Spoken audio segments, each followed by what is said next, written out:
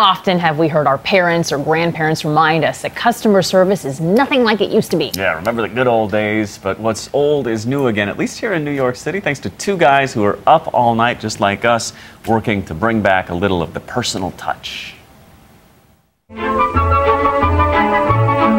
Now, thanks to modern and efficient dairy delivery methods, these products can be delivered right to the door.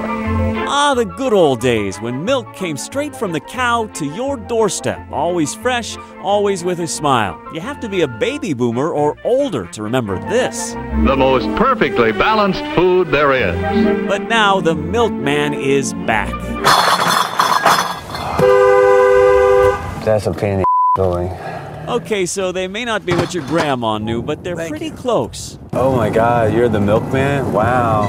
Do you have little outfits and stuff that you wear? Actually, they do, along with service that is right out of the 1950s in Manhattan, of all places. They have a feeling like they know what they're getting, they're paying for what they're getting.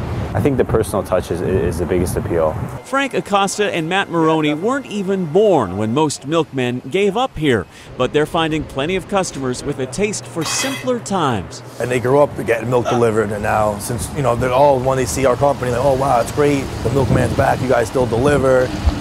In the early 1960s, 30% of the milk sold in the U.S. was home delivered. That figure fell to less than 1% by the 1990s. But all across the U.S., the Milkman is making a comeback. Newcomers like Manhattan Milk and old-timers who never stopped delivering. From coast to coast, these companies are tapping into the growing desire to eat and drink healthy. People want to be health conscious and know what's going into their body with no hormones, no pesticides. At Manhattan Milk, the day begins just before midnight in a cold warehouse outside the city. The milk arrives that morning in glass bottles, fresh from grass-fed cows in Pennsylvania's Amish country. Then we turn around and sell everything, sell it out, so it's always fresh. It doesn't sit on the shelves, don't have to worry about the dates. From there, they hit the highway. 87 was a parking lot.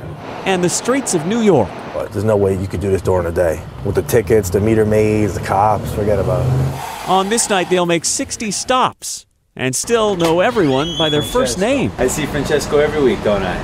Yeah. Some things about this are modern. Orders can be placed online. There's a $5 delivery charge and a $15 minimum, but plenty of takers. Just a user-friendly way of getting like an old school product. You don't want to expand, I feel like, too much and then start messing up people's orders.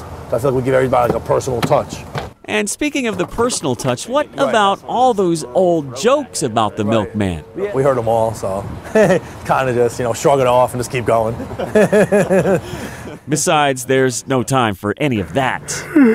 This week they're adding a new route in Brooklyn, delivering old-fashioned service and a taste that can't be beat. And we let it speak for itself. We say, listen here, try it. We give them samples, and then they get hooked on that. And once they try it, they always come back for more.